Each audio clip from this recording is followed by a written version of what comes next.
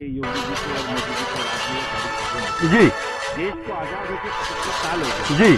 संविधान की बात तो सब करते हैं, संविधान लागू कोई क्यों नहीं करता? यदि अखिलेश यादव इतने मजबूत होते तो जिस हमारे ही पार्टी के एक उन्होंने क्या कहते हैं जोकर को उन्होंने रख लिया है।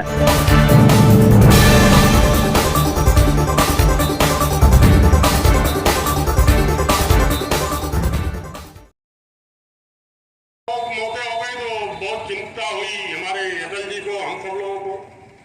मुझको उन्होंने भेजा था, मैंने वहां जाकर के लोगों के घरों को देखा था। अन्न तो था लेकिन उनको जो फूड हैबिट है वो दूसरी थी, मैंने तो दूसरे कारण से थे। लेकिन लौट के आकर के जब मैंने रिपोर्ट दिया तो श्रीमान अटल बिहारी वाजपेयी ने कहा कि ऐसी योजना बननी चाहिए जिससे कि कोई भी व्यक्ति भूख से न मरने पाए। की सरकार में सभी को खाद्यान्न उपलब्ध हो, इसलिए APL card, BPL card, Antyodaya card और अन्नपूर्णा कार्ड, 4 प्रकार के कार्ड बने। किन्हीं रूप में आज वो सब चीजें चल रही हैं। कल्याण हो सकता है और मुझको लगता है कि भारतीय जनता पार्टी अकेली पार्टी है जो लोक कल्याणकारी जितनी भी योजनाएं हैं गरीब को केंद्र में रख करके बनाती है और उसके लिए ठीक प्रकार से नियोजन भी करती है और पैसे का भी विनियोग उनके खातों में है और डीबीटी के माध्यम से कोई बीच में तीसरा न रहे, इस प्रकार से नियोजन भी करना इसलिए ठीक से हो पाता है क्योंकि हमारी नीति ठीक है। साफ नियत होने के कारण ठीक प्रकार से योजनाएं बनती हैं और जनता का कल्याण होता है। और इस नाते संदेश है कि भारतीय जनता पार्टी के साथ जुड़ करके सभी जो दबे कुचले पीड़ित शोषित जन हैं वो इसको ताकत दें और राष्ट्रवादी विचारों के साथ जुड़ करके राष्ट्र को भी आगे बढ़ावें, अपना भी कल्याण करें, समाज का भी कल्याण करें, यही सभी लोगों से निवेदन है। जी, आप लालगंज 351 विधानसभा सीट के भावी प्रत्याशी भी हैं जी। और आज जैसे आपकी ये भारतीय जनता पार्टी की अनुसूचित सम्मेलन भी था, उसके ऊपर आप क्या कहेंगे? देखिए, सबसे पहले तो आपका धन्यवाद जी। और जहां तक आपने सम्मेलन की बात किया है तो निश्चित तौर से यह सम्मेलन भारतीय जनता पार्टी अनुसूचित मोर्चा की यह जनसभा थी और आप लोगों ने देखा कि हजारों हजार तादाद में अनुसूचित मोर्चा के लोग, अनुसूचित जात के लोग यहाँ काफी संख्या में लोग आए थे और सिर्फ उनका विश्वास इसलिए वो आए थे कि उनका विश्वास जो है हमारे देश के यशस्वी प्रधानमंत्री जी के ऊपर और मुख्यमंत्री आदित्यनाथ योगी के ऊपर उनका विश्वास है। इसलिए जितनी जनसंख्या आई उनके कार्यों से, उनके विकास से, उनके कार्यों से, उनके विकास को देखते हुए लोगों ने उन पर विश्वास किया और उनको पुनः 2022 में उनको विधानसभा माननीय योगी आदित्यनाथ जी को भारतीय जनता पार्टी को जिताने का बिल्कुल उनका सहयोग रहा, आशीर्वाद लोग देने हुए आए थे। जैसा कि आप जानते हैं कि उन्हीं के काल में माननीय भारतीय जनता पार्टी के कार्यकाल में ही इस देश का दशा और दिशा दोनों बदली है, विकास हुए हैं और रोजाना विकास की रोजाना कल्पनाएं की जा रही है और होते चला जा रहा है, चाहे हॉस्पिटल हो, चाहे सड़कें हो, चाहे कॉलेज हो, ट्रीटमेंट हो, यानी जितनी सुविधाएं हैं वो भारतीय जनता पार्टी में मिली हैं। इसके पहले तो सिर्फ और सिर्फ जुमलेबाजी हुआ करती थी, चाहे वो समाजवादी पार्टी रही हो, चाहे बहुजन समाज पार्टी रही हो, चाहे कांग्रेस रही हो, सिर्फ जुमलेबाजी करते हैं। अच्छा, एक चीज बताइए, आप ये बात कर रहे हैं कि योगी जी के और मोदी जी के राज में ये सारी चीजें मिली। जी। देश को आजाद होके 75 साल हो गया। जी। संविधान की बात तो सब करते हैं, संविधान लागू कोई क्यों नहीं करता? नहीं, क्यों नहीं?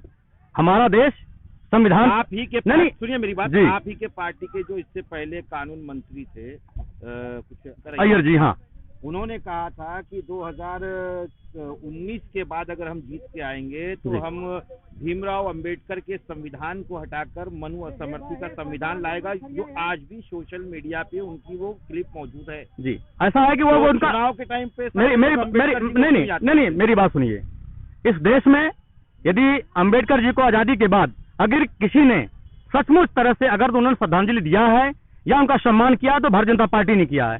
जहां तक आपने माननीय अय्यर साहब की बात कर रहे हैं, कानून मंत्री जी की, उनका व्यक्तिगत तो हो सकता है, लेकिन आज के भी डेट में हमारे देश के यशस्वी प्रधानमंत्री जब भी वो लोकसभा में जाते हैं तो माननीय अंबेडकर जी के चरणों में उनको प्रणाम करते हुए तभी वो अंदर जाते हैं। इससे पहले जैसे कंगना रनावत ने कहा कि 2014 के बाद देश आजाद हुआ, तो ये समझा जाए कि इससे पहले यानी अम्बेडकर जी का कोई बस लोगों ने उनका नाम को भुलाने का कार्य किया है, लेकिन सचमुच अगर कार्य किया तो भारतीय जनता पार्टी के यशस्वी प्रधानमंत्री जी ने और माननीय योगी आदित्यनाथ जी ने किया है। मौका मिलता है तो लालगंज विधानसभा के लोगों के लिए क्या स्ट्रेटजी? मैं सबसे पहले तो आप भी जिस रोड से अभी गुजरे हैं, सबसे पहले अगर मैं विधानसभा में पहुंचा आप लोगों का आशीर्वाद से, जनता का आशीर्वाद से, तो सबसे पहले मैं जो नेशनल हाईवे है यहाँ मैं अंडरपास की मैं मांग करूंगा, क्योंकि यहाँ इतनी ज्यादा मैं स्वयं जाता हूँ, आप लोग भी जाते होंगे, और डर डर के हम लोग गुजरते हैं, जबकि बगल में ही डिग्री कॉलेज है, इंटर कॉलेज है, सरस्वती विद्या मंदिर है, हॉस्पिटल है, यही तहसील है। हजारों हजार तादाद में रोजाना क्रॉस करते हैं, कब किधर से गाड़ियां आए, कब किसका एक्सीडेंट हो जाए किसी को पता नहीं रहता है। तो सबसे बड़ा मुद्दा मेरा यह है कि सबसे पहले मेरा यह कार्य होगा कि अंडरपास की मैं कल्पना। जी हाँ, आपके पिताजी को यहाँ से अगली बार जो है 2017 में यहाँ से उम्मीदवार बनाया जी जी, क्या कारणों, किन कारणों की वजह से वो चुनाव हार गए? देखिए वो बड़े नेता है जी, और आज के डेट में हमारे पार्टी में वो नहीं है, वो समाजवादी पार्टी में है, मैं भारतीय जनता पार्टी में हूँ। नहीं, पिता है, पिता पुत्र का तो रिश्ता है, लेकिन जहाँ तक पार्टी की बात आती है वहाँ पार्टी नहीं, वहाँ पार्टी नहीं, अपनी पार्टी की सोच होती है, अपना एक उसका व्यक्तिगत का वो होता है। चाहे जहाँ भी हो जी जी, अच्छा हारने का उनका कारण पूछ रहे हैं, तो वो उसको कल दुर्भाग्य है।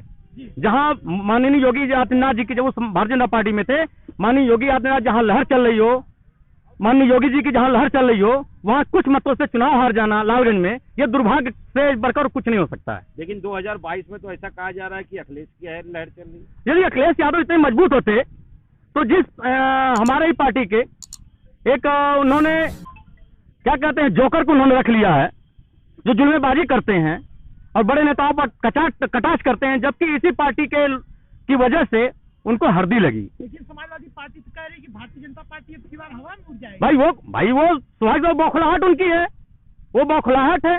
आपने देखा कि 2012 में जब चुनाव हुआ था तो समाजवादी पार्टी को जनमत मिला था, वो उन पर नहीं मिला था, वो मुलायम सिंह यादव के नाम पर जनमत मिला हुआ था, लेकिन कह लीजिए कि वो मुख्यमंत्री बन गए।